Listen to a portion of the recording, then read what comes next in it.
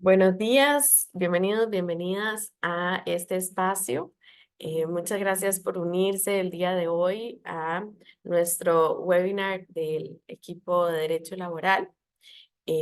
Hoy vamos a estar conversando un poquito sobre la Ley de Protección de Denunciantes y Testigos de Actos de Corrupción. Hoy nos acompaña Osvaldo Madrid, líder y socio de nuestro equipo de Derecho Laboral, y José Andrés Gutiérrez, asociado también de nuestro equipo de Derecho Laboral. Darles la bienvenida a ambos y pues el foro es todo de ustedes. Muchísimas gracias, de verdad, Rebeca, y muchísimas gracias para todos los que nos acompañan y para todos los que están con nosotros. De verdad, pues, como siempre, muy agradecidos de contar con su presencia y de que tengan siempre la confianza en los webinars y seminarios que desarrolla Consortium y la práctica laboral en particular. Como bien lo decía Rebe, hoy vamos a hablar un poco sobre la protección o la reciente ley se aprobó sobre la protección de denunciantes y de testigos de actos de corrupción. Vamos a hablar un poquitito y a contextualizar el tema de esta ley y cuáles pueden ser sobre todo los impactos que podría llegar a tener dentro de nuestra realidad, propiamente dentro del sector privado, y un poco cómo podemos ir dilucidando la diferenciación entre por qué una ley que tiene naturaleza o fines públicos va a tener implicaciones en el sector privado, cómo lo podemos ir manejando, cómo tenemos que tratarla de aquí a que en aproximadamente un año esté el reglamento que tiene que aprobarse. Eso lo vamos a ir viendo y vamos a ir analizando pues un poquitito este tipo de situaciones. Vamos a hablar primero perdón, de las definiciones. Vamos a hablar de qué se entiende por acto de corrupción, por represalia laboral y por persona denunciante y testigo. Luego vamos a hablar del ámbito, perdón, de aplicación. Vamos a hablar del sector público y vamos a ver cómo esta ley nace pensada para el sector público, nace pensada para aquella persona que tiene funciones públicas como funcionario público, pero vamos a ver también que dentro del sector privado tiene implicaciones interesantes y considerables tanto para las personas que tienen funciones públicas siendo colaboradores del sector privado, como para empleados propiamente privados, aunque no tengan funciones públicas a su cargo. Luego vamos a hablar un poco de las medidas de protección para el denunciante y los testigos, los canales de denuncia, y vamos a hablar sobre las responsabilidades empresariales y las sanciones que podrían darse por la toma de represalias contra estos colaboradores. Por supuesto, tendremos un espacio de preguntas al final para poder aclarar cualquier duda o comentario que se dé. Sin perjuicio de esto, y para los que pues, ya han participado en seminarios con nosotros, ustedes saben que nos gusta bastante la interacción. Entonces, por favor, si alguien tiene alguna duda o algún comentario o alguna consulta durante el desarrollo de la charla, puede apuntarlo en la cejilla de preguntas y respuestas que aparece en la parte de arriba de la presentación. Q&A es el loguito que aparece arriba y Rebeca nos va a estar ayudando con la lectura de las consultas y las vamos a estar pues respondiendo en el momento.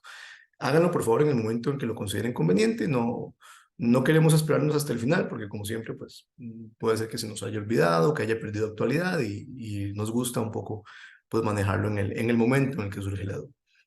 Dicho esto, pues vamos a comenzar a hablar sobre qué es esta ley o para qué nace esta ley. ¿Sí? Como les decía hace unos minutos, esta ley nace o tiene su fin, digamos, de ser en una finalidad pública. El sector público lo que busca es básicamente dar herramientas para luchar contra los actos, las situaciones de corrupción. Estas herramientas se traducen o se convierten básicamente en esquemas de protección para dos tipos de personas, o las personas que denuncian actos de corrupción, que tienen conocimiento de un presunto acto de corrupción y lo denuncian, o aquellas que sin denunciar conocen de la existencia de actos de corrupción y pueden llegar a ser testigos o pueden llegarle a manifestar a nuestras autoridades de gobierno lo que conocen respecto a esos actos de corrupción. Y la idea es que ni quien denuncie ni quien funja como testigo tenga que tener temor de sufrir algún tipo de represalia o algún tipo de acto en contra de sus intereses por el hecho de haber denunciado o participado dentro del proceso de denuncia de un acto de corrupción.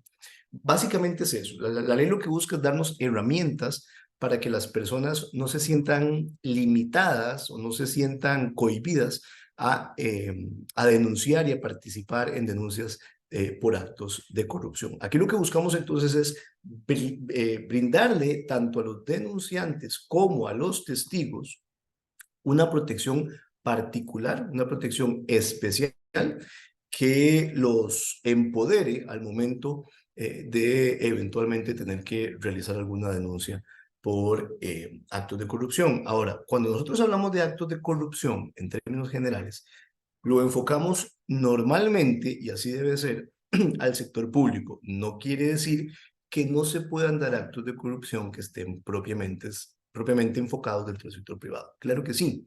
Lamentable y lastimosamente, pues la corrupción está en todos los ámbitos de la vida y efectivamente en el ámbito privado podría darse una circunstancia de corrupción. Sin embargo, cuando la corrupción se da en el ámbito privado y tiene efectos estrictamente privados, no es de interés público, precisamente por ser estrictamente privado, y no son esos actos los que le interesan a la ley que estamos viendo.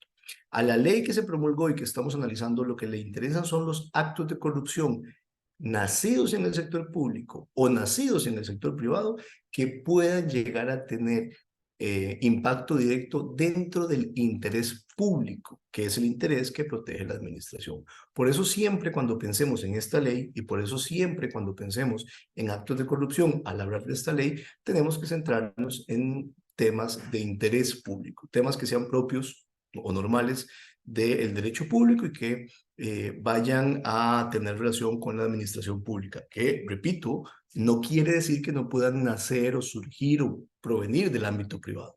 Quiero decir que el impacto tiene que ser de orden público. Los actos de corrupción dentro del sector privado pueden darse, pero no son objeto de aplicación de esta ley. Tampoco quiere decir que van a quedar impunes, ¿verdad? Podríamos sentarnos a analizar qué otras disposiciones legales le podrían aplicar a estos actos de corrupción estrictamente privados, pero no son los que regulan esta ley. Y eso es importante que lo tengamos presente. Eso no quiere decir, y aquí entramos en el ámbito de aplicación de la ley, que porque nos interese el concepto de corrupción destinado a un tema de interés público, no vaya a tener efectos en el sector privado. El ámbito de aplicación de la ley es tanto para el sector privado, nace para el sector privado, pero enfoca también las repercusiones que dentro del sector público esto pueda tener. Y a partir de ahí, perdón, a partir de ahí nosotros decimos que el ámbito de aplicación, los efectos de esta ley van a regir tanto en el sector público como en el sector privado. Ahora sí, entendiendo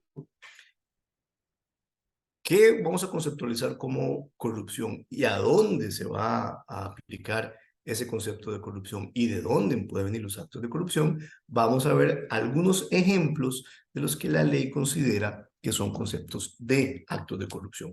Es importante indicar que estos 6 supuestos son los que aparecen en la ley, sin embargo, y aunque expresamente la ley no lo dice y todavía no tenemos el reglamento, normalmente esta lista eh, de acciones o actos de corrupción no tiene que llegar a ser considerada necesariamente, decimos los abogados, como un numerus clausus o como una lista cerrada. Normalmente ese tipo de listas ejemplifican actos de corrupción, pero eventualmente podría permitirse la ampliación de interpretar qué otras acciones no escritas aquí pueden o no ser actos de corrupción. Y aquí estoy hablando única y específicamente de la conceptualización del acto de corrupción. Si trasladamos esto a materia penal, eventualmente los que conocen del derecho y conocen del derecho penal, pues sabrán que existen conductas que si no están claramente descritas en ley, penalmente no pueden ser procesadas, no pueden ser sancionadas. Y eso se mantiene con esta ley. Sin embargo, fuera del ámbito penal, y vamos a ver los efectos que podría tener tanto a nivel laboral como a nivel administrativo fuera del ámbito penal, el hecho de que una conducta no esté dentro de las descripciones que vamos acá a ver de los conceptos de corrupción no quiere decir que no pueda luego ser considerada como esto.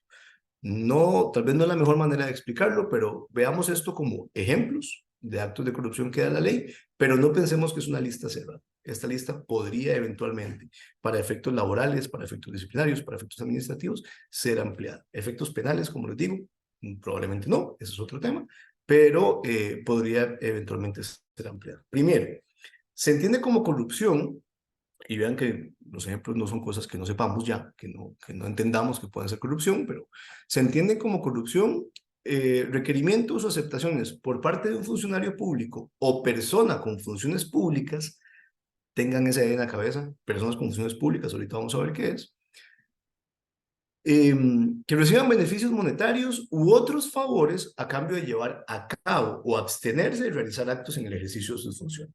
¿Okay? Aquí hay varias cosas que son importantes considerar. Ahorita vamos con los conceptos de funcionario público y persona con funciones públicas. Uno, es tanto corrupción requerir como aceptar un ofrecimiento. ¿Okay? Cualquiera de las dos vías se va a entender como un acto de corrupción cuando ese requerimiento o esa aceptación implique recibir beneficios monetarios o de cualquier otra naturaleza. Ojo que cuando hablamos de otros favores es un concepto abierto, ahí entra cualquier cosa. Perdón, que una persona, valga la redundancia, reciba a cambio de realizar o abstenerse actos en ejercicio de sus funciones. No importa si los actos que está realizando son actos propios de sus funciones y son los que tenía que hacer. Eso es un tema importante.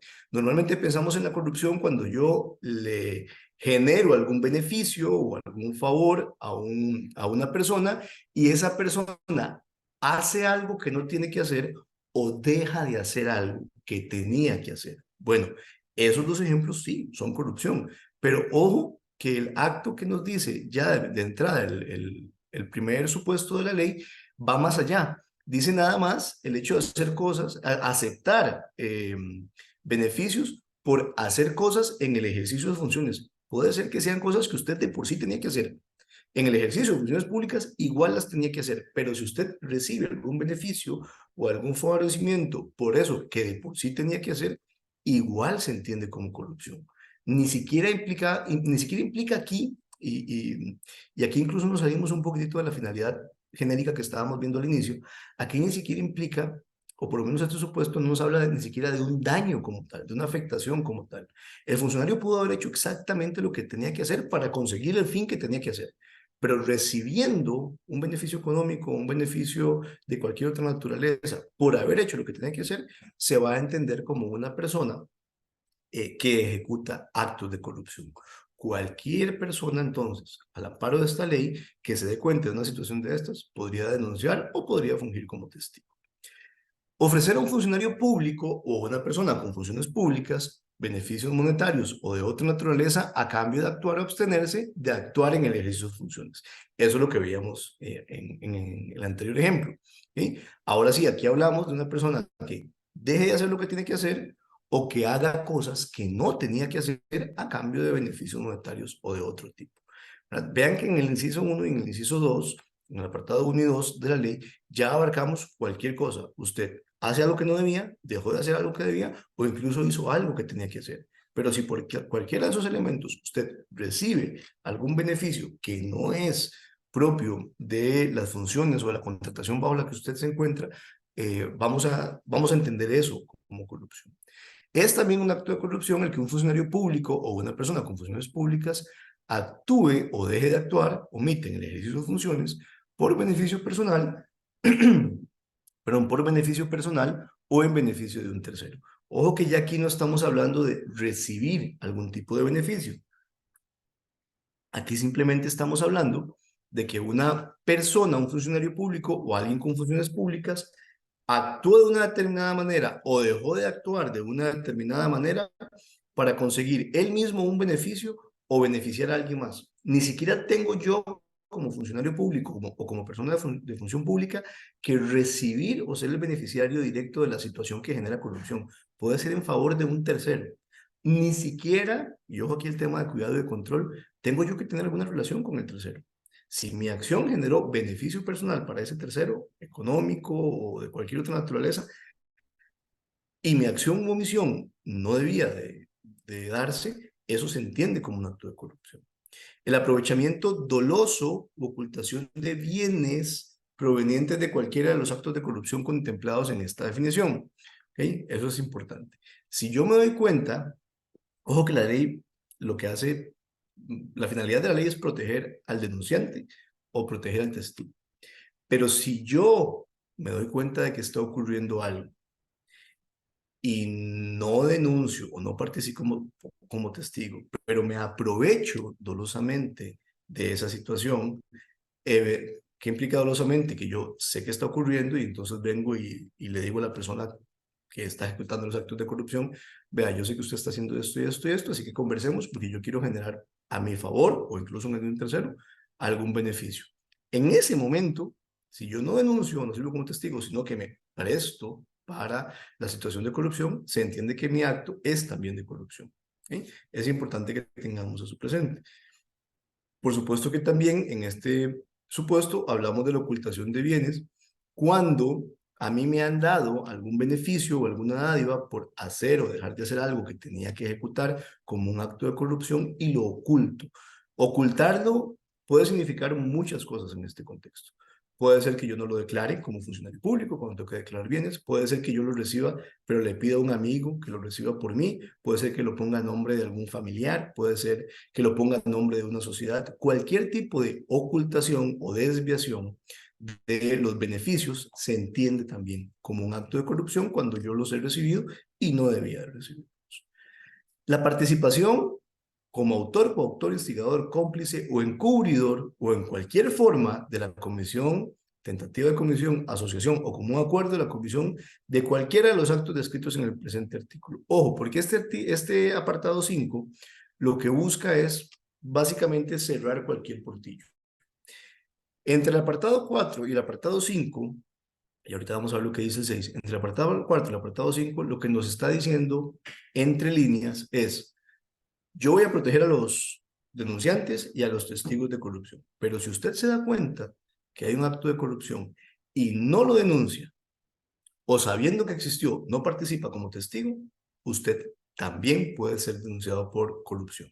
Porque puede ser que usted no lo haya hecho ni solo ni en conjunción con alguien, autor o coautor, puede ser que usted no haya propuesto o promovido realizar el acto de corrupción como instigador, puede ser que usted no haya ayudado o facilitado, cómplice, pero el hecho de que usted no lo haya mencionado, el hecho de que usted como funcionario público o usted como colaborador con funciones públicas no haya manifestado que tuvo conocimiento de un acto de corrupción, lo va a colocar a usted como un encubridor. Y a partir de ahí, usted podría ser sujeto de denuncias por actos de corrupción. Cuando digo usted, ahorita vamos a ver las personas que podrían llegar a ser consideradas como responsables de corrupción por esta ley y también cuáles son las que podrían llegar a ser protegidas, ¿verdad? Pero si eso no fuera poco, si no habláramos solo de autor, de coautor, instigador, cómplice y encubridor, también hablamos de cualquier otra forma de beneficio o de participación en la comisión de los actos que venimos señalando que son actos de corrupción. Entonces, básicamente la ley lo que dice es, si usted no denuncia, de cualquier forma que haya tenido participación, va a terminar siendo responsable también del acto de corrupción. Vean cómo la ley genera protección, pero indirectamente también lo que está proponiendo o promoviendo es impulsar a la denuncia bajo la pena de que si usted no denuncia, termina siendo también acusado por corrupción. Entonces yo no diría que es solapado, pero es un mecanismo que la ley está utilizando para impulsar las denuncias de estos actos de corrupción. Y finalmente, cuando hablamos de actos de corrupción, pues la ley nos dice que las conductas tipificadas en los delitos contemplados en la ley contra la corrupción y el enriquecimiento ilícito en la función pública, eh, se van a tener también como actos de corrupción, así como cualquier otras acciones delictivas que lesionen la función pública y la probidad. Esta ley contra la corrupción y el enriquecimiento ilícito en la función pública, vamos a ver ahorita en un par de filminas más, que va muy de la mano con la ley que estamos analizando, la ley de protección de denunciantes y testigos de actos de corrupción. Va muy de la mano porque esta ley también es una ley que tiene una finalidad pública, también es una ley que, entre comillas, pensamos o decíamos, va destinada al sector público, pero permea muchísimo el sector privado y genera obligaciones también para el sector privado. Los participantes que nos acompañan del sector bancario, el sector financiero, por ejemplo, saben que lo que les estoy diciendo es correcto porque ellos viven el día a día con las alcances, las limitaciones y las obligaciones que le genera la ley contra la corrupción y enriquecimiento ilícito. Pero no solo ellos. Esta ley tiene efectos para cualquier persona, sector público o privado, que eventualmente pueda llegar a tener relación con algunos de los conceptos de esta ley. Por eso se asocia demasiado con esta ley que estamos analizando hoy, que podríamos verla, si lo quieren, si lo queremos analizar así, como una secuela o una consecuencia de la ley contra la corrupción y enriquecimiento ilícito, porque ahora esta ley de protección lo que busca es, valga la redundancia, proteger a denunciantes o testigos de situaciones que se encuentran dentro de esta ley de corrupción y enriquecimiento. Vean cómo van a ir siempre de la mano. Esta ley contra la corrupción y el enriquecimiento ilícito en la función pública es pues, bastante antigua. Han pasado muchísimos años desde la publicación de esa ley hasta ahora que tenemos la protección de denunciantes y testigos, pero son leyes que podríamos llamarlas, no sé, madre o hija o leyes hermanas, porque van a ir muy de la mano y ambas generan obligaciones para el sector privado. Muy bien, hay un par de conceptos ahora que va a resultar indispensable que nosotros tengamos presentes para dimensionar los efectos de esta ley de protección de denunciantes y testigos de corrupción y que más adelante José nos va a ayudar a analizar. Los primeros conceptos son los de persona denunciante de acto de corrupción y la persona testigo de acto de corrupción. En términos generales son conceptos muy sencillos, pero podrían eventualmente ampliarse o podría eventualmente tener un ámbito de aplicación pues, que, que podría permear más de lo que nosotros normalmente entendemos como denunciante, como testigo. ¿Okay? La persona denunciante en un acto de corrupción decimos que es la persona física, y ojo aquí, o jurídica, que denuncie la presunta comisión de un acto de corrupción. Y aquí viene la parte interesante.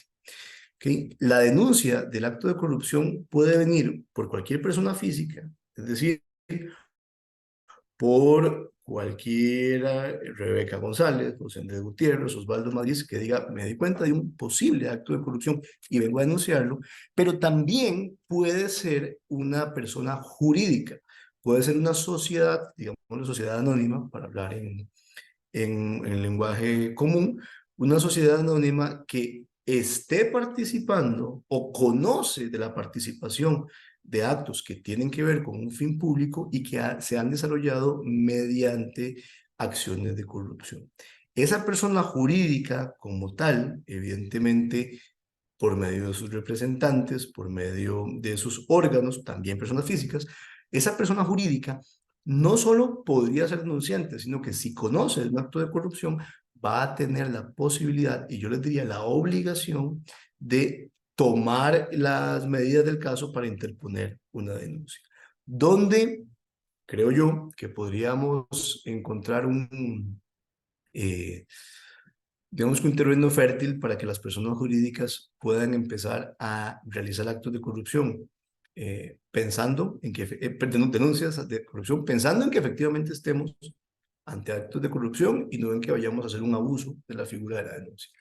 En procesos de contratación estatales. Los procesos de licitación o de contratación del Estado normalmente implican la participación de personas jurídicas dentro de esos concursos y yo creo que todos conocemos a alguien que ha dicho, bueno, es que ese concurso estaba montado, estaba predefinido, estaba dirigido, ¿verdad? Este tipo de situaciones, lo que la ley busca es que se denuncien por parte del afectado directo. ¿Quién es el afectado directo? Probablemente no es Osvaldo Madrid, probablemente no es José Andrés Gutiérrez, probablemente es la organización social, la persona jurídica que está participando y eventualmente no pudo, por lo menos participar en igualdad de condiciones, no digamos ganar, pero por lo menos participar en igualdad de condiciones con aquella que eventualmente participó y se benefició de actos de corrupción. Y recuerden los conceptos de actos de corrupción, ¿verdad? Un acto de corrupción puede ser simplemente hacer algo que le facilite o le genere un beneficio a un tercero. No tiene que ser necesariamente un beneficio para mí, ¿verdad? El hecho de que yo haga un cartel como servidor público, que yo haga un cartel dirigido a una persona en específico, una persona jurídica en específico, o a que alguien en específico gane, se entiende como acto de corrupción independientemente de si quien ganó cumplía con todos los requisitos del cartel, independientemente de si el fin que se buscaba, el fin público, se cumplió y se cumplió bien, ¿verdad? Porque no estamos hablando de que no se cumplió con el fin público, estamos hablando de que el proceso pudo no haber sido el adecuado. Entonces, creo que el concepto de denunciante aquí va más allá de lo que normalmente conocemos como, mira, me di cuenta, voy a ir a conversar. No, perfectamente puede ser una persona jurídica o física que se vio afectada y considera que hay elementos que podrían ser considerados como de corrupción y va y pone la denuncia. El testigo, por su parte, el testigo es una persona que tenga conocimiento sobre el acto de corrupción, ¿verdad? Y que eventualmente pueda manifestar la existencia de este acto y lo que conozca de este acto. No necesariamente, porque uno podría pensar, bueno, es que eventualmente todo aquel que sea testigo de un acto de corrupción debería de ir y de denunciarlo. Entonces podríamos decir que el concepto de denunciante, una de dos, o el concepto de denunciante sobra o el concepto de testigo sobra. Bueno, no necesariamente. No necesariamente porque lo cierto es que en la práctica existen elementos que podrían hacer que una persona se vea impedida en la práctica, no legalmente, para poner una eventual denuncia. Por ejemplo, precisamente lo que esta ley está tratando de evitar, la toma de represalias en su contra. Muchas personas no toman decisiones de denuncia precisamente por miedo a las represalias que puedan venir después de esa denuncia. Bueno, si eventualmente una persona no tomó la decisión de poner la denuncia, pero tiene conocimiento de la existencia del acto de corrupción, puede participar como testigo sin necesidad de que haya puesto la denuncia. Tampoco quiere decir que son figuras excluyentes. Claro que una persona que yo puedo considerar como testigo puede ir y poner la denuncia, por supuesto. No son excluyentes. Pero lo importante es que aquí una es la que da el aviso y otra, que puede ser la misma, es la que cuenta o comunica todos los elementos que tiene en su conocimiento y que podrían llegar a ser considerados como actos de corrupción en sede administrativa o en sede penal. Ninguna de estas dos personas físicas, ni el denunciante, cuando hablamos de persona física, ni el testigo puede sufrir represalias por denunciar o participar dentro de los procesos de investigación de un acto de corrupción, aun y cuando al final del proceso se determine que no hubo corrupción, porque eso puede pasar. Puede ser que una persona denuncie corrupción, puede ser que 3 o 4 o 5 personas sean testigos y digan que ellos consideran que sí hubo actos de corrupción, y puede ser que la autoridad estatal, la autoridad judicial diga, no, aquí no hay un acto de corrupción. Eso puede pasar. Aún y cuando el resultado sea que no existió corrupción, ni quien denunció ni quien fungió como testigo puede ser sujeto de represalias, según lo que estamos viendo de esta. ¿Qué entendemos ahora como represalias laborales? ¿O qué entendemos como acciones que podrían llegar a afectar ahora a los colaboradores que denuncian o que son testigos de actos de corrupción? Básicamente, lo entendemos como cualquier acto del empleador o del patrono que vaya a causar algún perjuicio injustificado a la persona denunciante o al testigo, ¿verdad? Pero hay algo que se vuelve interesante en esta ley, porque esta ley dimensiona los efectos y los expande, a mi criterio, de una forma muy amplia, pero además adecuada. Que sea una expansión alta no quiere decir que sea inadecuada, criterio muy personal, y los expande para asegurarse no solo que el denunciante o el testigo va a estar protegido, sino que el denunciante o el testigo puede estar tranquilo porque, o debería estar tranquilo, por lo menos en lo que el espíritu de la ley respecta, puede ser tranquilo porque tampoco sus allegados o relacionados van a poder ser sujetos de represalia. Entonces, claro, la ley lo que dice es, bueno, yo no Yo voy a prohibir que Osvaldo Madrid tome represalias contra José Andrés por la denuncia que José Andrés interpuso, pero también voy a prohibir que Osvaldo Madrid tome represalias contra el primo de José Andrés, o contra la pareja de José Andrés, o contra el papá de José Andrés, porque si al final Osvaldo Madrid tiene la posibilidad de desvincular o de sancionar laboralmente a la pareja, al papá o al primo de José Andrés, evidentemente eso también va a cohibir a José Andrés para que tome acciones. Bueno, la ley busca ampliar la protección tanto a Osvaldo como a sus relacionados, tanto a José Andrés como a sus relacionados, ¿verdad? Y esto es un tema no menor, porque lo que estamos buscando es tratar de cerrar cualquier portillo que pueda generar decíamos, una cohibición de la persona para poner una denuncia. Y aquí podemos ver algunas de las manifestaciones que podrían ser entendidas como represalias en contra de un trabajador que denuncia o que participa como testigo en un acto de corrupción. De nuevo, este listado que están viendo es el listado que aparece en la ley. No es un listado cerrado, esto es un listado que ejemplifica cuáles represalias están prohibidas, pero eh, como buenos ticos, ¿verdad? Y aquí parece a veces que estamos en Big Brother y las reglas cambian y nos inventamos cosas nuevas. Como buenos ticos, si logramos encontrar alguna forma adicional de represalia que no esté ahí, no quiere decir que la podemos ejecutar. Esta lista no es taxativa, no está cerrada. Esta lista ejemplifica cuáles son las represalias prohibidas, pero perfectamente podrían haber acciones que no estén dentro de esta lista y que puedan llegar a ser consideradas como represalias. Desde las más evidentes, ¿verdad? Como la suspensión, el despido, la destitución o cualquier medida equivalente en contra de estas personas, ¿verdad? Hasta eventualmente situaciones un poquito más progresivas o no digamos disimuladas, pero no tan groseras como el despido, como por ejemplo eh, la evaluación o referencias negativas en el desempeño laboral.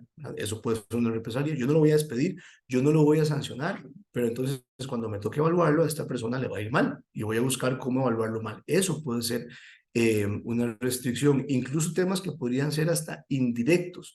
Por ejemplo, la anulación de una licencia o un permiso que el empleador otorgó. Yo le pedí al patrono que me diera vacaciones para después de Semana Santa, para pegar Semana Santa con 2 semanas más de vacaciones. Me dijeron que sí, y resulta que acabo de ser testigo en un proceso donde se estaba analizando corrupción y ahora me acaba de llamar mi jefe y me dice, vea, es que las vacaciones que le aprobé ya no se las puedo aprobar porque lo ocupamos aquí trabajando después de Semana Santa. ¿Verdad? Ese tipo de acciones que no son de pronto tan groseras y que uno podría tratar de justificar en condiciones externas o ajenas a la situación de denuncia, también pueden llegar a ser consideradas como represalias, ¿verdad? Además, habla la ley de que una represalia podría ser cualquier daño reputacional, profesional, financiero, social, psicológico o físico que pueda llegar a tener el denunciante o el testigo por, eh, por participar en la denuncia de corrupción. Y yo creo que cualquier otro daño reputacional, profesional, financiero es muy amplio. Un daño reputacional, cuando yo eventualmente comienzo a generarle un mal nombre dentro del ambiente de trabajo a esa persona, sin tomar ninguna acción directa contra él, simplemente permito o comienzo a generar dentro del ámbito profesional que esa persona tenga un mal nombre. Eso es una afectación reputacional o profesional. Financiero, cuando yo a esta persona la sesgo o evito que esta persona, por ejemplo, participe en procesos donde puede tener un crecimiento profesional o participe en procesos donde estoy analizando una reestructuración de los esquemas de compensación o le quito beneficios de compensación que eventualmente ha venido teniendo. Ese tipo de condiciones pueden ser represalias laborales, pero como les decía, no son las únicas manifestaciones de condiciones prohibidas, sino que cualquier otra acción que pueda generar algún daño o algún perjuicio y que se logre asociar a la denuncia por corrupción es una manifestación de represalia y eso está prohibido. Ojo, esto, y necesito ser claro con este tema para los efectos laborales, que es los que nos van a interesar en la segunda parte de la charla. Esto no quiere decir que yo puedo hacer un uso abusivo de las denuncias de actos de corrupción o de mi papel como testigo, ni quiere decir que una vez que un trabajador haya interpuesto una denuncia o que haya fungido como testigo dentro de un proceso, se vuelve una persona intocable dentro de la realidad laboral de la institución o de la empresa. No quiere decir que yo no puedo ya hacer absolutamente nada. No, quiere decir que la persona tiene un fuero de protección y quiere decir que con base en la circunstancia que generó ese fuero de protección, es decir, la denuncia, yo no puedo tomar ninguna acción en contra de ella que vaya a perjudicarlo. No quiere decir que si hay alguna circunstancia o alguna condición ajena al proceso de denuncia, ajena al proceso de testificación, que merece la toma de acciones disciplinarias, sancionatorias o de cualquier otra índole, yo tenga que evitar hacerlo, ¿no? Si, si José está fungiendo como testigo en un proceso de denuncia por corrupción y se ausentó 2 días seguidos sin justificación, sin autorización, sin ningún tipo de razón objetiva para ausentarse, yo puedo abrir el proceso de despido. Vamos a ver ahorita cómo se abren esos procesos. Pero yo puedo abrir el proceso de despido porque desde la perspectiva legal laboral es una consecuencia propia de la falta que cometió José, y la falta que cometió José no tiene nada que ver con la denuncia o con el testimonio que él está dando. Mi acción no tiene nada que ver con ese proceso. Claro, vamos a tener que ser muy cuidadosos y muy ordenados para poder justificar y demostrar eso, ¿verdad? Lo mismo que ocurre cuando una colaboradora en estado de embarazo comete una falta grave. Yo puedo tomar acciones contra esa colaboradora, pero tengo que demostrar que es por la falta y no por su condición de embarazo. Lo mismo una persona que denuncia hostigamiento laboral, discriminación, hostigamiento sexual. Yo no quiero que nos vayamos con la idea de que ahora si alguien denuncia o es testigo de actos de corrupción, se vuelve intocable. No, se abre un foro especial de protección que vamos a analizar más adelante. Se abre un foro especial de protección y como tal hay que tomar las previsiones, ocuparse lo necesario del caso para no afectar a esa persona con base en el fuero que se abre. Pero no quiere decir que esa persona no vaya a estar sujeta a todas sus obligaciones y deberes o laborales y funcionales como colaborador que es. ¿Okay? Eso es importante que lo tengamos por ahí, claro.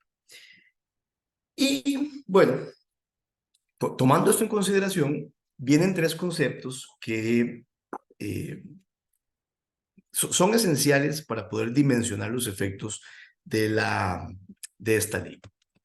El primero de los conceptos es qué entendemos, o los primeros conceptos que hay que analizar es qué entendemos nosotros por funcionario público, qué entendemos nosotros por trabajador privado y qué entendemos nosotros por persona con funciones públicas. ¿Okay?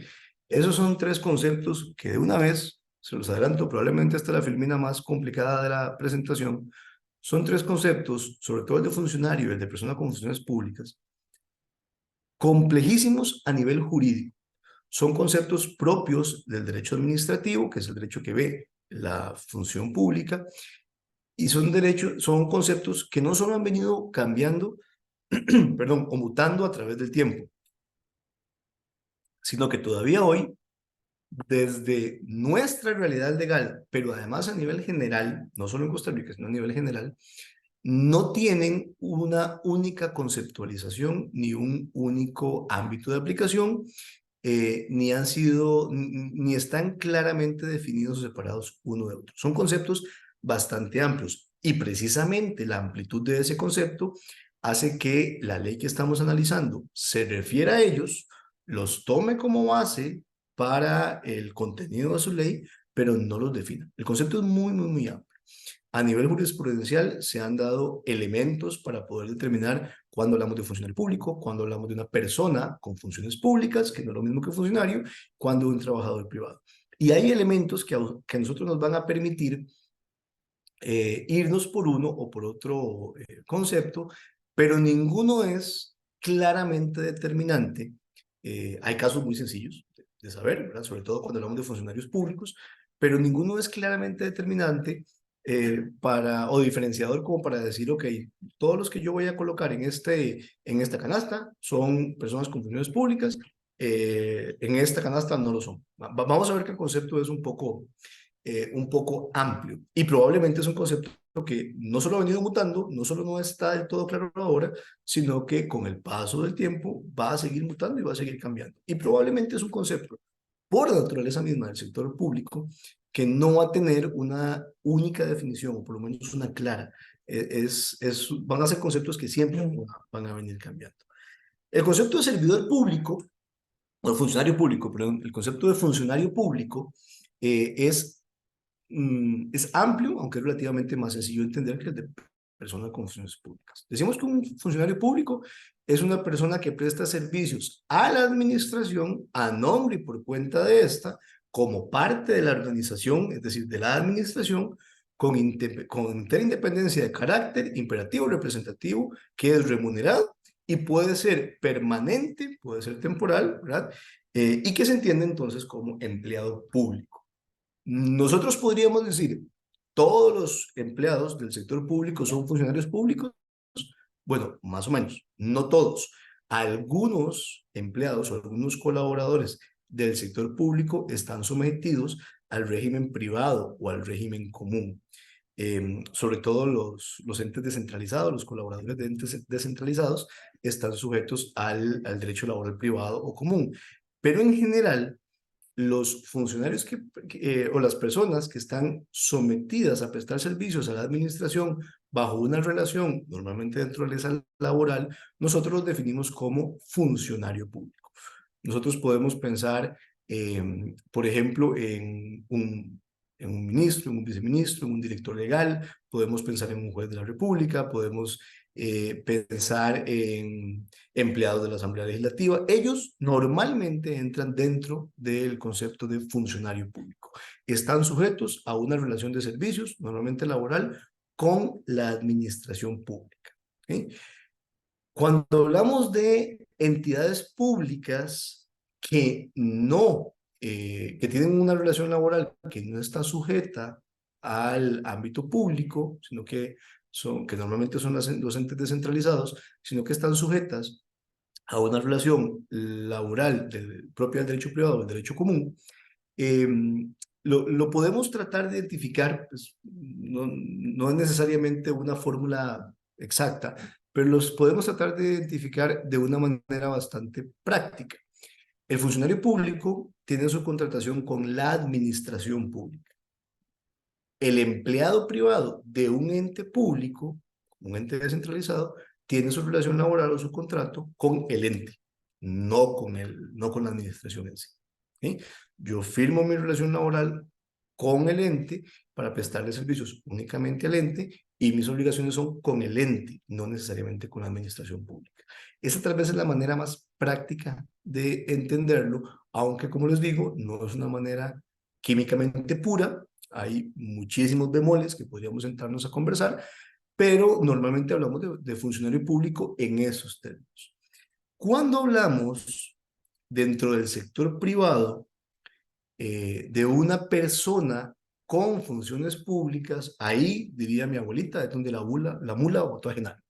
Ahí se vuelve bastante complicado, porque estamos hablando de una persona que está sujeta a un régimen de derecho laboral común, a un régimen de derecho laboral privado, pero que le van a recaer obligaciones propias del ejercicio de funciones públicas. Aquí probablemente el concepto que a mi criterio nos ayuda más a entender este título de persona privada con funciones públicas lo da un abogado, un abogado penalista, perdón, se me metió un sonido ahí, un abogado penalista italiano, eh, Giuseppe Maggiore, perdón, se me olvidó el apellido, Giuseppe Maggiore, que analizó o realizó muchísimos tratados de derecho penal enfocados en delitos que tenían que ver con la función pública. Un poco, para que vayamos amarrando justamente el ámbito en el que se desarrolla la ley que estamos viendo, ¿verdad? Y Giuseppe Maggiore lo que decía básicamente es que entendemos que una persona realiza función pública básicamente cuando ejecuta una actividad que sea propia a los fines del Estado, aunque no sea, o aunque esta persona no tenga relación con el Estado. Si la persona realiza una actividad que es afín, valga la redundancia, a los fines del Estado, aunque no tenga una relación laboral con el Estado, está ejecutando funciones públicas. ¿Ok? Y de ahí el concepto que estamos tomando y que además ha sido traído a Costa Rica por jurisprudencia y por tratadistas administrativistas, que dice que básicamente una persona con funciones públicas es aquella que ejerce funciones públicas con carácter de imperio, pero que carece de representatividad o del poder estatal. Básicamente es alguien contratado para realizar fines propios del Estado, aunque no trabaje con el Estado. Y aquí, sí, ya con este concepto, nosotros podemos abrir un mar enorme de posibilidades. ¿Por qué? Porque cualquier persona, aquí hablamos de personas jurídicas o de personas físicas, cualquier persona, por ejemplo, que licite con el Estado para realizar alguna obra o algún servicio que tenga un fin público, ya estamos hablando de personas privadas, del sector privado, va a ser una persona con funciones públicas. ¿Sí? Dentro de, por ejemplo, las sociedades anónimas o de las personas jurídicas, las personas que tengan poder de control y de dirección sobre esa persona jurídica y que tomen decisiones sobre esa persona jurídica que está ejecutando actos propios del Estado, van a ser personas con funciones públicas.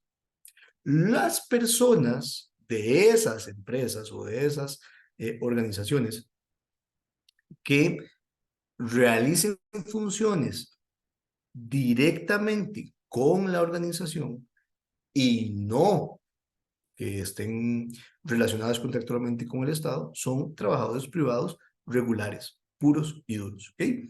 Vamos a poner un ejemplo práctico. Si sale a licitación la construcción de un hospital, donde ustedes lo quieran poner, la empresa que es adjudicataria de la licitación para la construcción del hospital y los personeros que toman decisiones en lo que a la construcción del hospital se refiere, pueden llegar a ser considerados como personas con funciones públicas. Estamos hablando de un hospital público, por supuesto, ¿verdad? Por eso es que el Estado sacó la licitación. Son personas, la persona jurídica y las físicas son personas privadas con funciones públicas. Los colaboradores que van a construir el hospital, a los que la organización, la empresa, la sociedad contrata para construir el hospital, son trabajadores privados y se rigen bajo el régimen privado.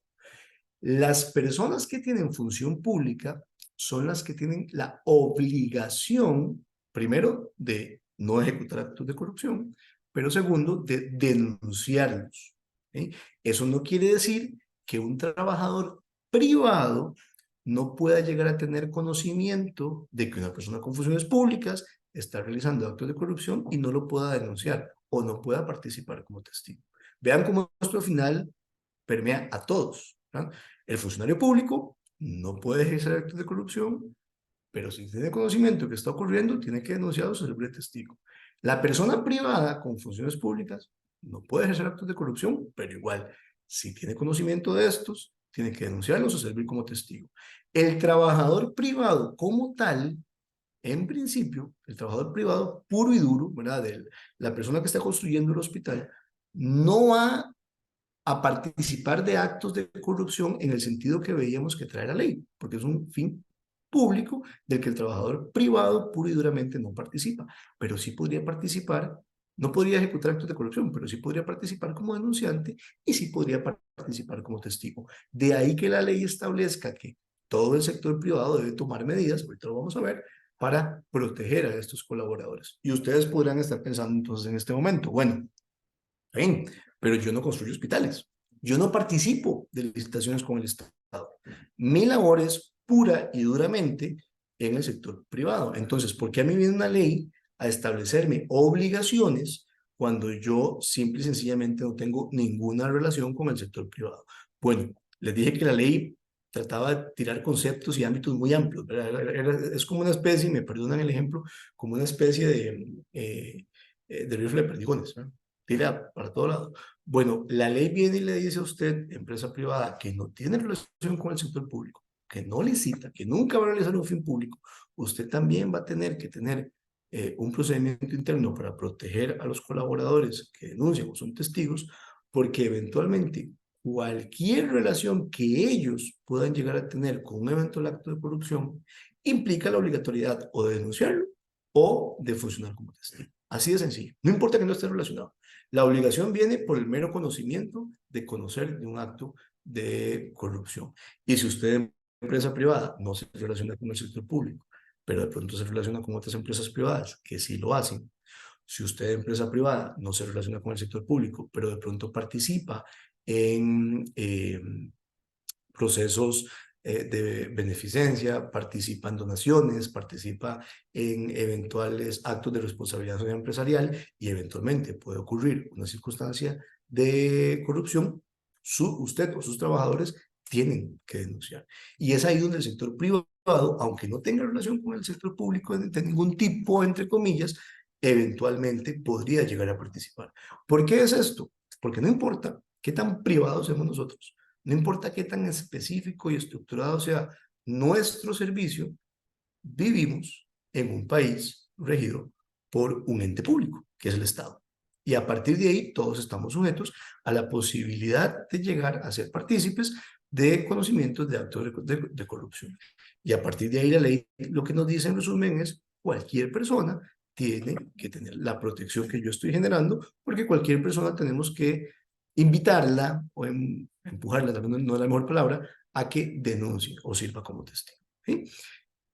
Funcionario público, personas con funciones públicas o trabajador privado, con relación o no al sector público, todos van a estar sujetos a los alcances de esta ley y por eso es importante que podamos o que tengamos conocimiento de cuáles son los actos preventivos que tenemos que tomar y las obligaciones que como empresa tenemos que tomar para efectos de cubrir los alcances de esta ley.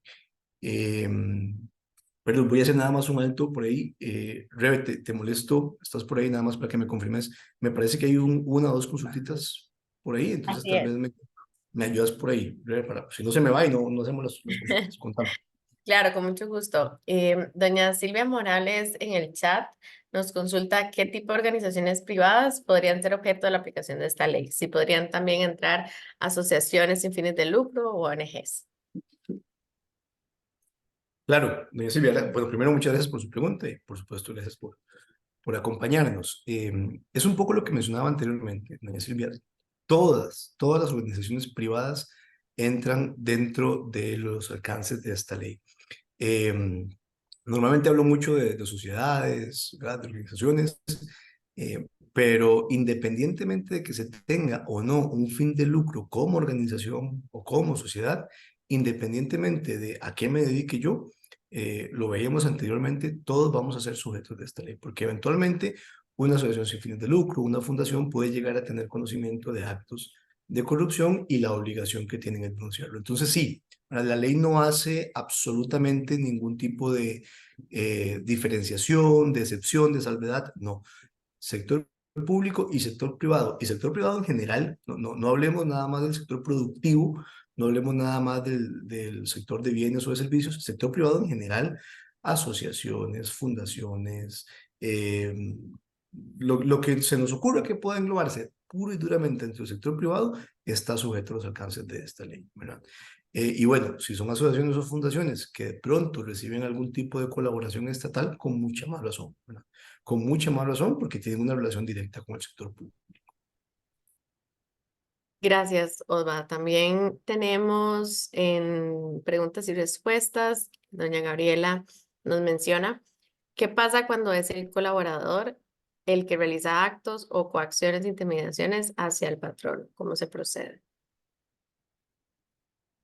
Ok, vamos a ver, Gabriela, ahí podríamos hablar o podríamos estar en dos situaciones distintas. Si el colaborador, en un concepto amplio, es un colaborador que podría estar realizando funciones públicas, como veíamos ahorita en la filmina que acabamos de explicar, pues evidentemente un acto de coacción, ¿verdad? Es una manifestación de represalia y consecuentemente es una situación que podría ser considerada como corrupción, ¿verdad? Entonces, por supuesto que podemos tomar acciones contra esta persona si estamos hablando de un colaborador con funciones públicas.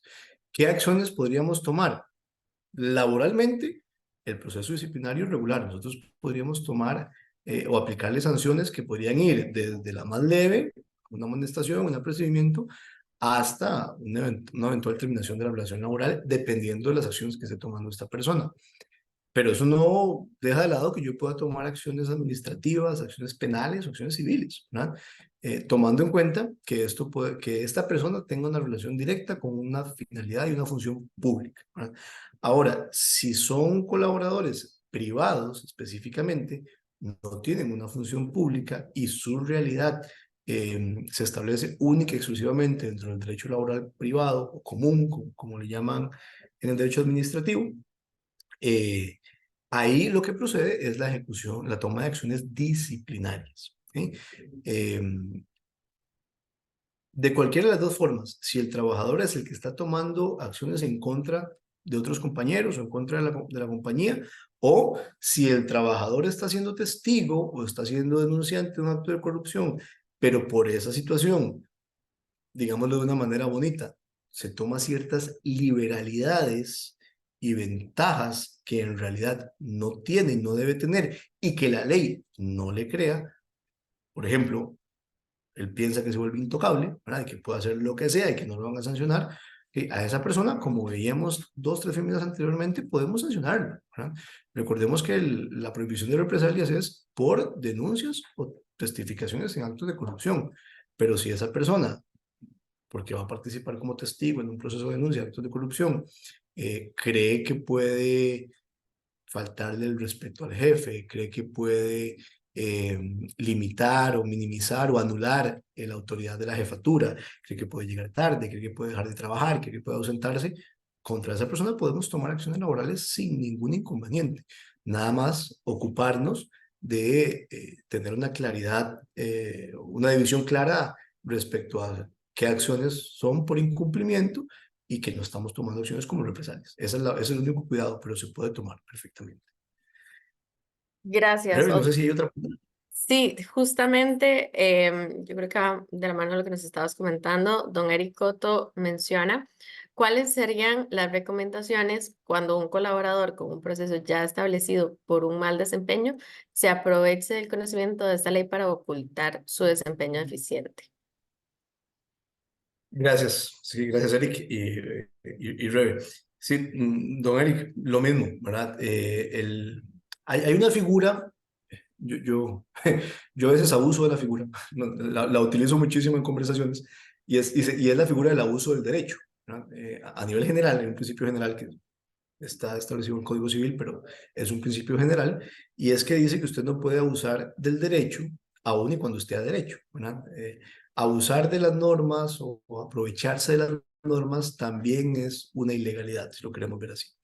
Una persona, don Eric, que aprovechándose de que está en un proceso de denuncia por corrupción, como denunciante, como testigo, que se empiece a aprovechar de esta condición para, como le decía anteriormente, incumplir con sus obligaciones, minimizar la autoridad patronal, considerarse en una postura por encima o de sus compañeros de trabajo, cuando comience a aprovecharse de esta circunstancia, perfectamente puede llegar a ser sancionado. Lo que pasa es que no lo estamos sancionando por participar del proceso como testigo denunciante.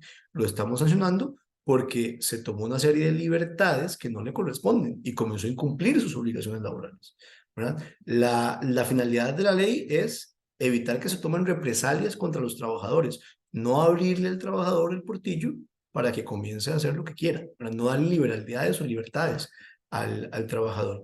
De nuevo, lo importante es poder diferenciarlo, ¿verdad? Si lo quieren ver, tal vez con un análisis muy simplista, pero si lo quieren ver así, lo que estamos abriendo es un fuero de protección eh, más de los que ya tenemos y el tratamiento es exactamente igual, ¿verdad? Yo a un trabajador sindicalizado que se ausenta 2 días de forma injustificada, sin autorización, volviendo al ejemplo que poníamos anteriormente, yo lo puedo despedir. No porque esté sindicalizado, él puede dejar de ir a trabajar, ¿verdad? Yo no lo puedo despedir por estar sindicalizado. Eso es discriminación, ¿verdad? Eso es una represalia por estar sindicalizado. pero no lo estoy despidiendo por eso, lo despido porque se ausentó 2 veces de manera injustificada, ¿verdad?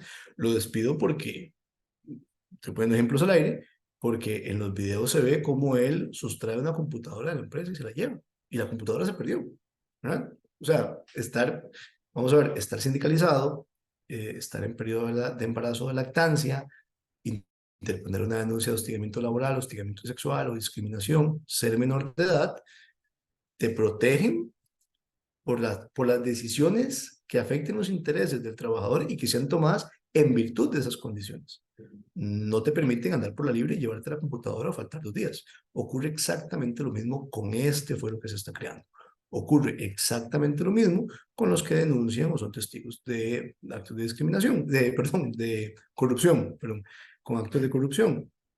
Yo no puedo tomar represalias o acciones por esa circunstancia, pero si incumplen mis obligaciones, si se llevaron la computadora, para hacer el ejemplo muy grosero y quedó grabado en cámaras, yo puedo tomar acciones contra esa persona sin ningún inconveniente. Recuerden, es una ley que protege, pero no da libertades o liberalidades que el Código de Trabajo y la legislación laboral en general no generan, ¿verdad? No, es una protección, no es un permiso para. No sé si estamos, ¿verdad? Perdón. Estamos. Perfecto. Bueno, voy a ahora darle el paso a mi compañero José Andrés Gutiérrez, quien nos va a empezar a hablar ya propiamente del Foro de Protección, las personas protegidas y de un poco los efectos que ahora vamos a tener que tomar en consideración a lo interno de la compañía, ya ahora sí para implementar todo esto que veníamos analizando, los conceptos y las finalidades de la ley. Entonces, por aquí los dejo con José, yo los molesto más tardito probablemente. José.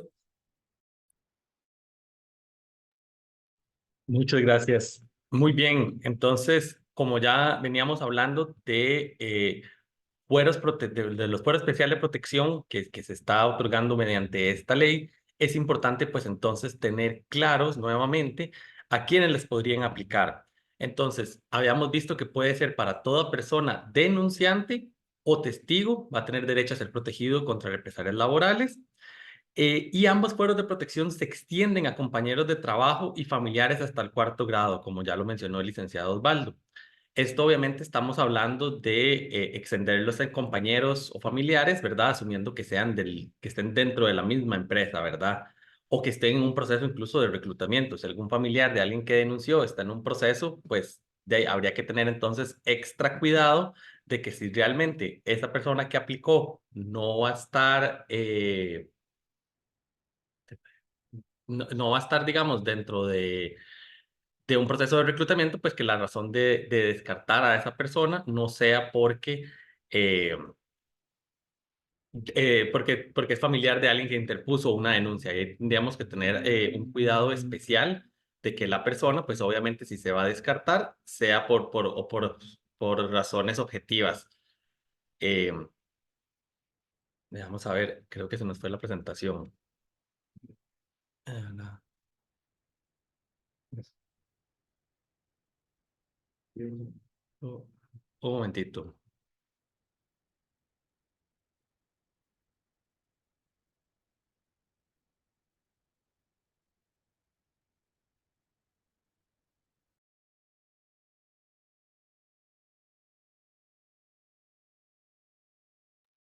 Muy bien. Y también para lo que son personas protegidas, para efectos de la ley, se van a considerar como denunciantes protegidos a los siguientes. Aquí vemos que puede ser un servidor o un ex servidor público. Es decir, digamos, una persona que incluso puede ya no estar parte de la empresa, pero tenía información o tenía conocimiento de algún hecho, él podría pues ser llamado también como testigo o como denunciante y le va a aplicar esta protección especial. Hablamos o la ley menciona de el trabajador y aquí hacen una aclaración importante donde dice que ellos entienden trabajador cualquier tipo de relación, ya sea permanente, temporal, un pasante, un voluntario, un ex trabajador y hasta un consultor. Es decir, cualquier persona que pueda tener conocimientos de un acto de corrupción y que pueda servir ya sea como denunciante o como testigo, van a ser protegidos también por esta ley. Persona que esté optando por un puesto de trabajo, que tenga información sobre el denunciado, que era lo que mencionábamos también, de importante de si un familiar o alguien que esté aplicando un puesto y tiene información, pues también, entonces tener ese cuidado especial de a la hora de descartarlo, que no sea simplemente porque es familiar del denunciante o el testigo, sino que realmente es porque habían otros candidatos mejores para ese puesto. Persona que haya denunciado de forma anónima por cualquier instancia, que obviamente después por algún motivo la persona pues se identifique, se le va a extender también esa protección. Y personas que fueron objetos de represalias laborales previo a la interposición de la denuncia, también van a estar protegidos. Entonces la idea es que, como vemos, realmente se está buscando proteger a la persona desde varios aspectos, tanto a sus familiares como allegados, como compañeros de trabajo, como condiciones de trabajadores en cualquier tipo de condición, ya sea permanentes, temporales, extrabajadores, e incluso a personas que ya hayan sufrido represalias desde forma anterior de esta ley, pero que puedan tener información de alguna denuncia presentada. Que entonces quiere decir que esas personas que estaban sufriendo algún tipo de represalia podrían acogerse a la nueva ley y solicitar entonces, mediante un proceso que vamos a explicar en las siguientes diapositivas, solicitar la restitución de esas pues represalias laborales que ha venido sufriendo.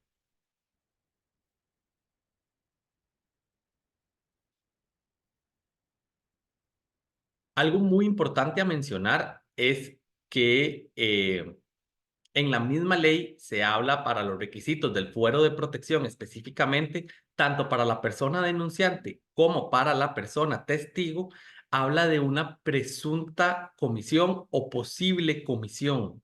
Es decir, la ley no transmite o no pone, digamos, en la carga de las personas que únicamente van a ser protegidas si efectivamente hubo un acto de corrupción o no. Dice que, por ejemplo, para la persona denunciante, el simple hecho de denunciar bajo la premisa razonable de que la información proporcionada demuestra la posible comisión de actos de corrupción, ya eso es suficiente para que la persona le aplique este fuero de protección. Igual para la persona testigo. Dice que la persona va a testificar por haber sido convocado como testigo por una autoridad competente para un proceso penal o administrativo. Es decir, no se requiere de que al final de la investigación se compruebe que hubo o no acto de corrupción para decidir si van a empezar a aplicar todos estos fueros de protección. Desde el momento en que la persona, si es un testigo, desde el momento en que es convocado y del denunciante, desde el momento en que presenta la denuncia, con dudas razonables o presunta, digamos, elementos, ya la persona entonces va a poder gozar de estos fueros de protección. Ok, hemos venido hablando y hemos mencionado varias veces medidas de protección y fueros de protección, pero entonces, ¿qué son realmente estas medidas de protección que va a estar, que están dadas en la ley?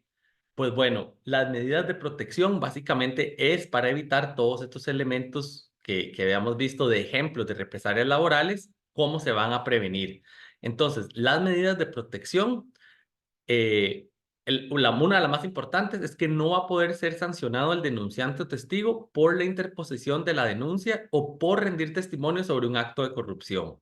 Entonces, ya eso lo he explicado muy bien Osvaldo al inicio, que la persona, digamos, que presente una denuncia, digamos, no va a poder ni ser sancionado, ni amonestado, ni despedido, ni cualquier otra medida, digamos, menos directa, digamos, en contra de estas personas.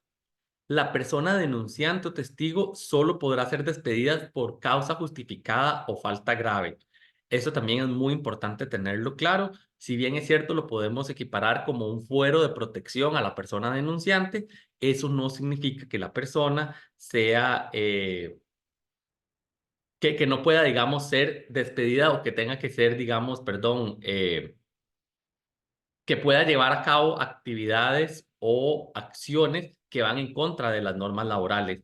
El hecho de que hablaban de que la persona entonces empiece a llegar tarde o que la persona no empiece, digamos, a llegar a la oficina, el ejemplo de ausentarse 2 días sin justificación, obviamente todo eso son causas justificables para un despido, que entonces no hay que entender una medida de protección o un fuero especial con que la persona tiene un escudo y es invulnerable y nunca lo van a poder perseguir o amonestar. Eso es importante tener esa diferenciación. Otra medida de protección es que no se considerará que la persona denunciante o testigo ha infringido alguna restricción de revelación de información por la existencia de cláusulas de confidencialidad. Esto es muy importante, sobre todo, digamos, en las empresas en las que se habla de la confidencialidad y que ponen a los empleados a firmar dichos acuerdos como parte del contrato de trabajo, que sí, que usualmente son más robustos y que tienen una razón de ser. El hecho de que exista un NDA o un acuerdo de confidencialidad no significa que eso pueda ser usado como excusa o como defensa de parte del patrono de es que usted no podía hablar de estas cosas porque eran confidenciales, eran internas de la empresa y usted no tenía por qué haber denunciado eso a terceros o a la administración pública si fuera el caso. Eso no se puede usar como un elemento de defensa por parte de las empresas. La persona que denuncie o testifique sobre una infracción no será responsable por el modo de obtención o acceso de información que lo ha comunicado, salvo que califiquen un delito.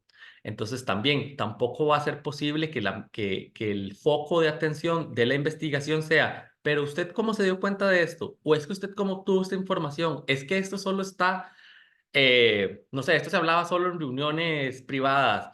Eh, Siempre y cuando no se haya cometido un delito para obtener la información, tampoco, digamos, va a ser una cacería en contra de la persona o el testigo de cómo esa persona se dio cuenta del acto de corrupción. Y otra medida de protección importante es que la persona denunciante o testigo tendrá acceso a medidas correctivas frente a represalias laborales, incluido medidas cautelares. Es decir, que si la persona estaba siendo víctima de represalias laborales o más bien se busca de proteger, también la misma ley nos está creando o nos está dando un listado de cuáles van a ser estas medidas cautelares.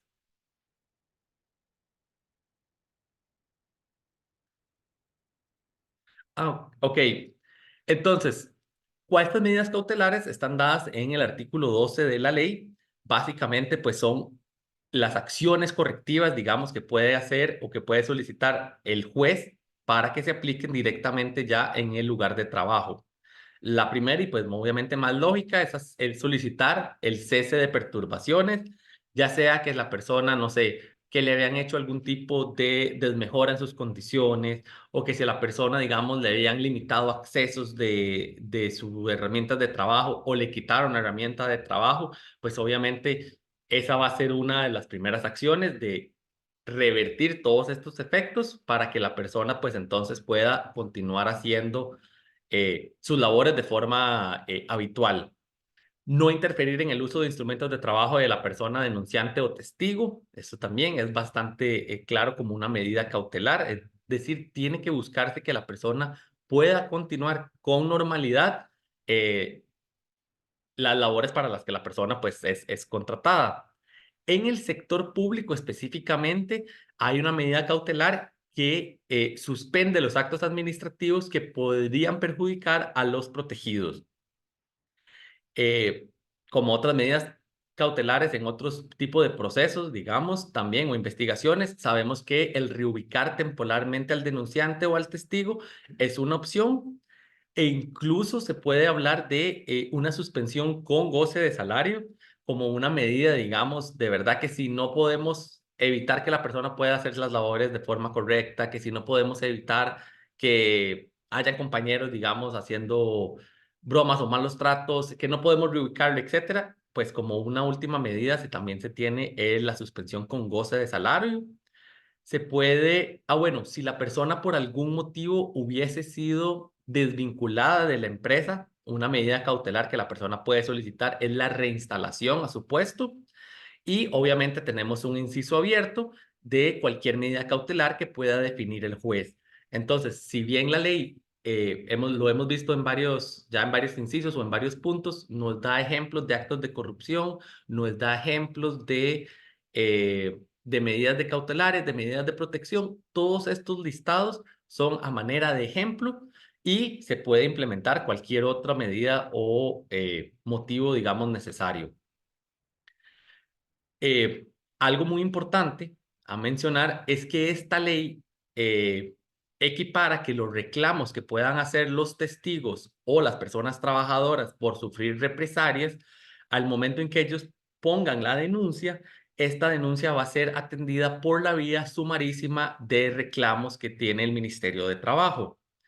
Eso quiere decir, digamos, que, por ejemplo, si la persona, que es la misma vía sumarísima que tenemos hoy en día desde la época de la reforma, que si las personas, por ejemplo, por discriminación, pueden accesar también a esta vía sumarísima. Dice que los juzgados de trabajo pueden atender reclamos por represalias laborales y discriminación relacionadas con denuncias o participaciones como testigos de investigaciones de corrupción. Eh, Algo también muy importante es que el que ellos puedan acceder por esta vía sumarísima hace que las testigos o personas denunciantes también tengan acceso a representación legal gratuita. Es decir, el Estado va a ponerle un abogado laboralista que le ayude a la persona con todo el tema de presentar esta denuncia ante el juzgado por haber sufrido represalias. En caso de que se demuestre que sí hubieron represalias, la persona testigo o persona denunciante podrá solicitar una indemnización por daños y perjuicios, ¿verdad? Cuando ya se tenga una sentencia en firme diciendo, sí, efectivamente esta empresa cometió represalias o esta empresa eh, estuvo, digamos, pues persiguiendo a esta persona. Si se demuestra y se comprueba, ya sabemos que entonces el paso que va a seguir es que esta persona presentará una demanda por daños y perjuicios. Y algo muy importante, y tal vez para amarrar con una pregunta que había hecho don Eric, es que no se vale, por decirlo así, solo aprovecharse de que existe esta demanda y que entonces voy a inventar denuncias para acogerme al fuero de protección. Algo muy importante es que la ley sí es clara en que en caso de demostrarse que denuncias o testimonios fueron falsos únicamente para poder acogerse a esta ley o que son actos, conductas que puedan ser sancionadas por temas penales como la difamación, la injuria, la calumnia, pues obviamente todas esas denuncias van a tener carácter de falsas y eso va a poder tener más bien consecuencias contra el denunciante que hizo pues esta denuncia falsa.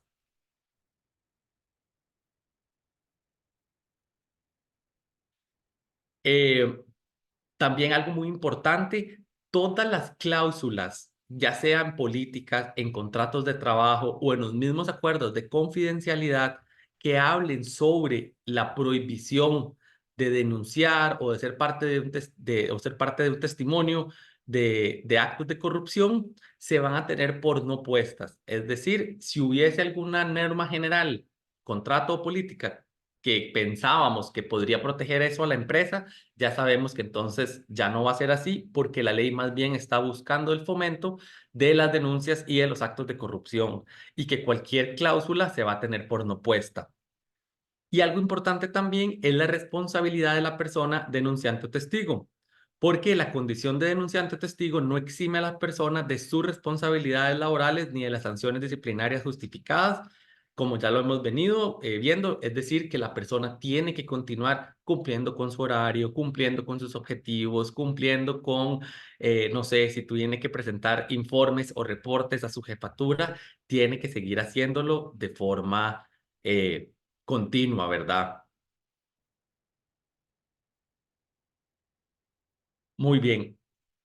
Algo importantísimo que también nos permite amarrar lo que estábamos hablando de que decíamos que al inicio era más orientado para el sector público, hay una sección específicamente para el sector privado que habla sobre los canales de denuncias y crea una obligación para las empresas privadas de más de 50 trabajadores que tengan que tener un sistema para recibir y dar seguimientos a denuncias, que es lo que comúnmente se le llaman las empresas los canales de whistleblowers.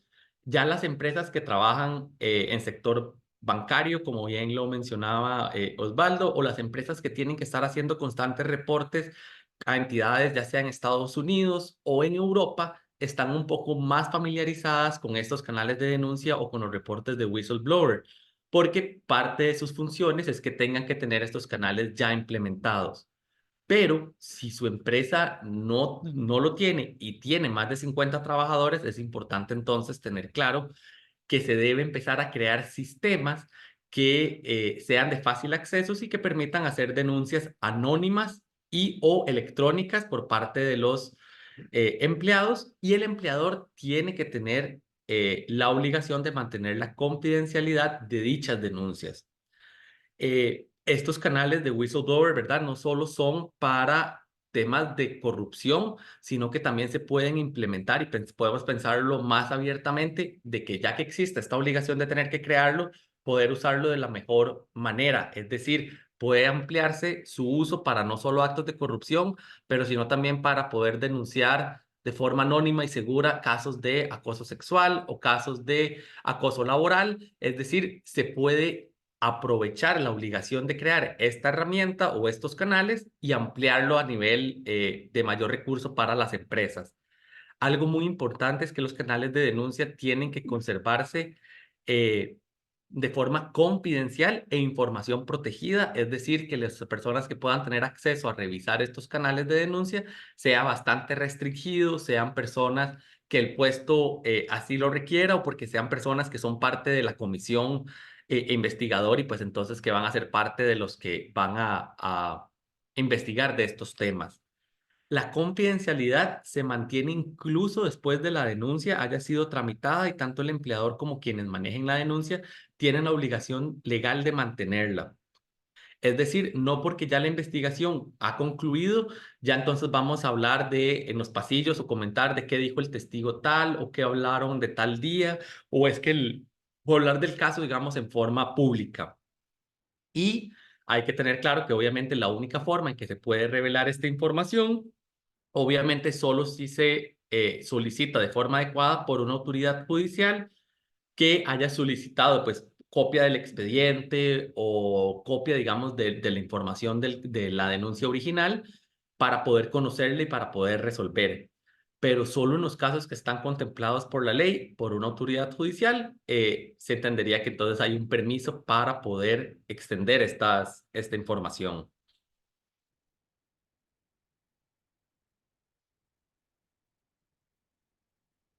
Muy bien.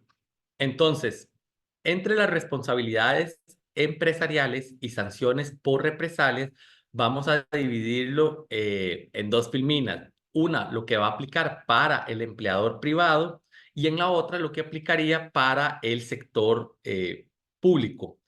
Para efectos del sector privado, al empleador se le podrá imponer una multa como sanción por actos de represalias comprobadas contra los sujetos protegidos por esta ley. La multa se va a dictar en la misma sentencia que hace el juez laboral según el Código de Trabajo.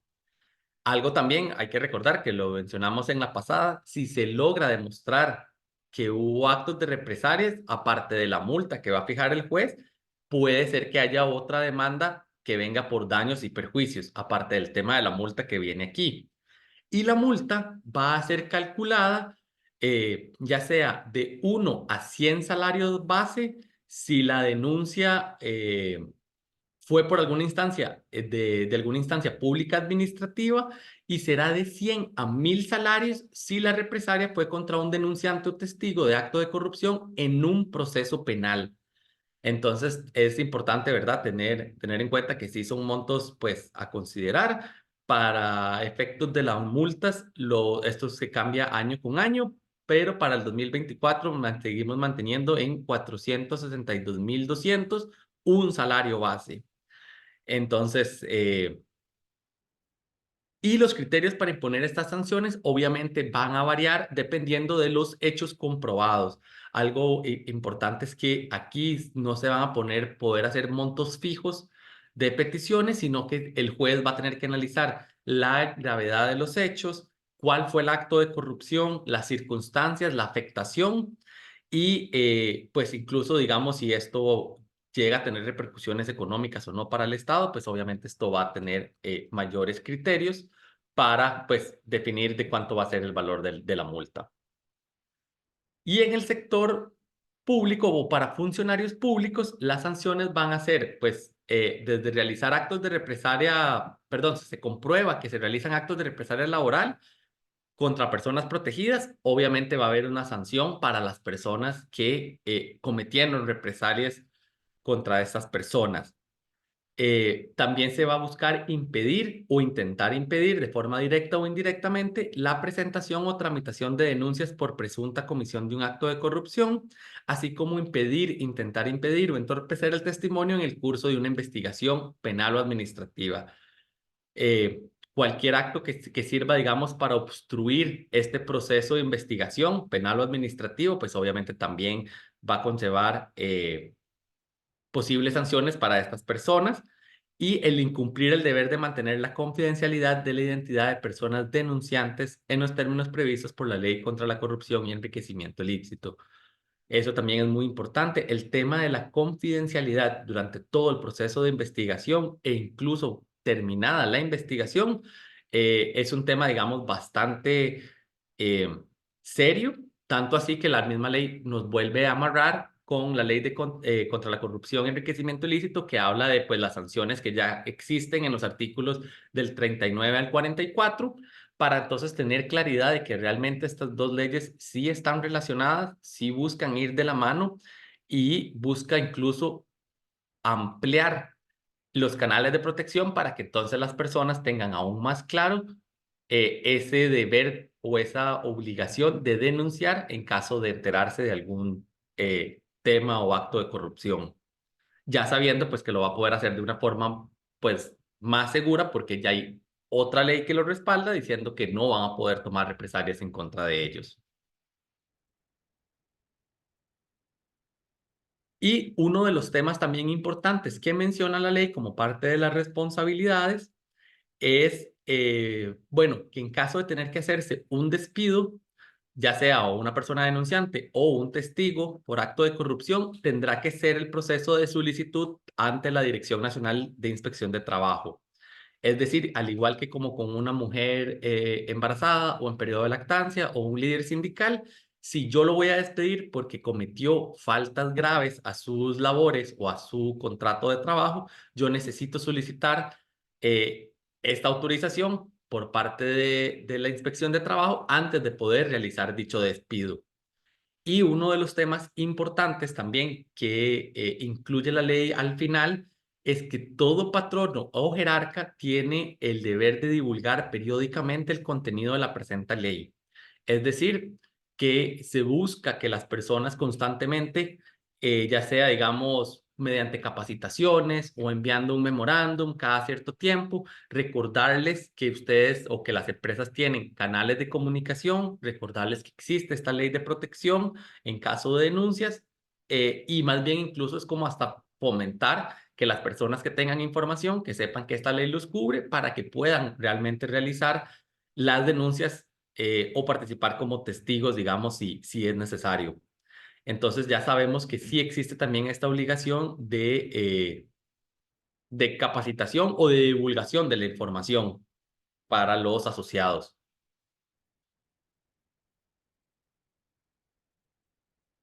Y breve, aquí queríamos, bueno, entonces aprovechar para ver si habían preguntas adicionales.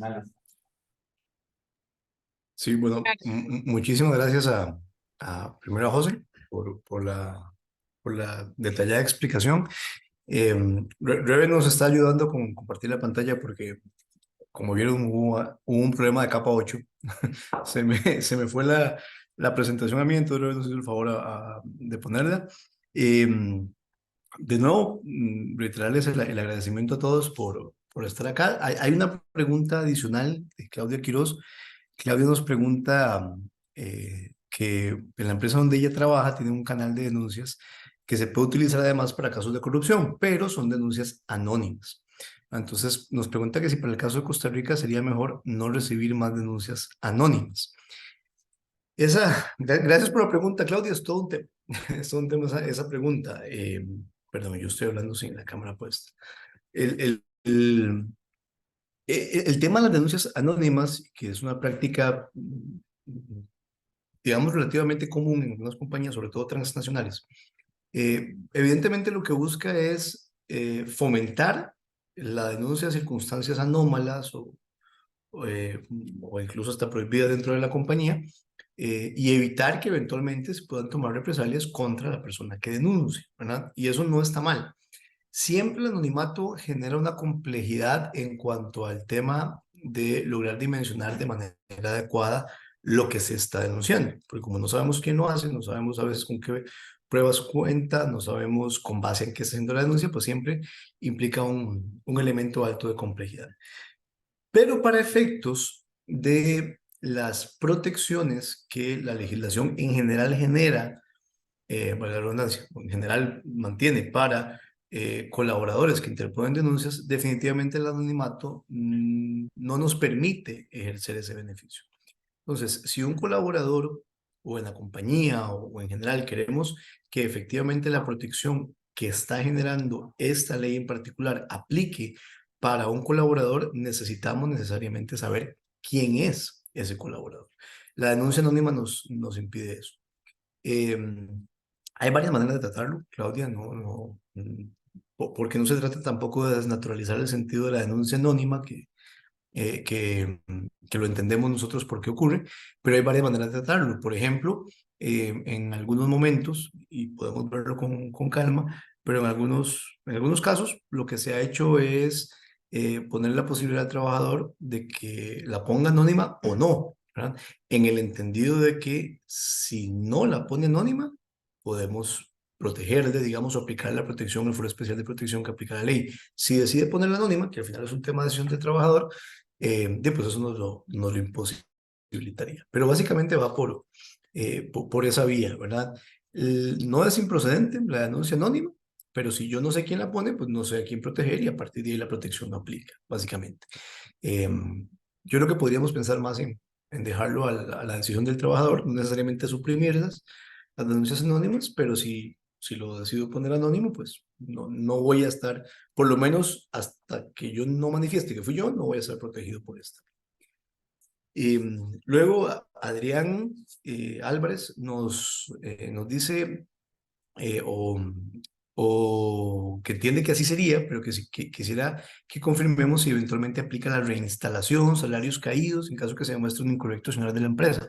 Gracias, Adrián, primero eh, por acompañarnos y por la pregunta. Y sí, amigo, definitivamente el hecho de que se genere un nuevo proceso o un nuevo esquema de protección para un grupo de trabajadores en específico y que además la toma de acciones en contra de ese trabajador implique vincular a autoridades administrativas como el Ministerio de Trabajo, hace que la protección general para los colaboradores con fuero de protección también se le aplique a estos colaboradores. Entonces, sí, un empleado que sea desvinculado sin seguir los procedimientos que José nos explicaba, definitivamente tendría la posibilidad de solicitar la reinstalación, los salarios caídos, eventualmente daños y perjuicios y todo lo que normalmente se analiza como un despido injustificado en contra de una persona con fuero de protección, Adrián. Claudia nos hace otra pregunta, perdón. Buenos días, Claudia, porque es la segunda vez que nos saludas y no te saludé, qué pena. Claudia nos dice que si se debe notificar a la inspección de trabajo si se va a iniciar un proceso disciplinario en contra de una persona que abrió una alerta de corrupción y si se identifica como testigo o como denunciante. Vamos a ver, esta persona está protegida, ¿verdad? Perdón, por un fuero especial de protección y hay un lineamiento que nos dice cómo podemos iniciar el proceso disciplinario, sancionatorio, desvinculatorio de esta persona. Y efectivamente dentro de ese proceso está la participación del Ministerio de Trabajo, no necesariamente en el Departamento de Inspección, pero sí el Ministerio de Trabajo. Si vamos a desvincular a la persona, tenemos que dar aviso a la persona de que se va a iniciar ese procedimiento y tenemos que dar participación al Ministerio. Igual que con los otros foros de protección. La ejecución de acciones disciplinarias que no tengan que ver con despido no necesitan de la participación del Ministerio de Trabajo, pero no lo dice en ningún lado, pero lo dice en todo lado, diríamos nosotros. Lo que sí tenemos que tener cuidado es que si vamos a amonestar o a aplicar una acción disciplinaria que no sea el despido, tenemos que tener el cuidado de que esté debidamente justificada, ¿verdad? No hay que avisar al Ministerio de Trabajo, pero tiene que estar justificada. Si vamos a despedir, sí, debemos iniciar el procedimiento alertando al Ministerio de Trabajo y consecuentemente también, pues, justificarlo, Claudia. Sí debemos hacerlo si se trata de un despido. Bueno, no tenemos, me parece que no tenemos más preguntas pendientes. De parte de el equipo de Consortium Legal y específicamente el equipo legal laboral de Costa Rica, de verdad que estamos muy agradecidos por el espacio que nos brindaron. Quedamos siempre a sus órdenes para lo que podamos colaborarles. Este tema es un tema bastante nuevo, es un tema que ya es ley de la República, pero como decíamos al inicio, aún no ha sido reglamentado. Falta más o menos un año para que esto ocurra. El reglamento probablemente va a traer algunas adiciones o algunas aclaraciones respecto a los temas que de pronto podemos ver como grises. Y bueno, mientras tanto es importante tomar en cuenta que aun y cuando no existe el reglamento, las obligaciones que establece la ley, sobre todo la que mencionaba José, de capacitar constantemente al personal, está vigente y por ende debemos de tomar las acciones que correspondan.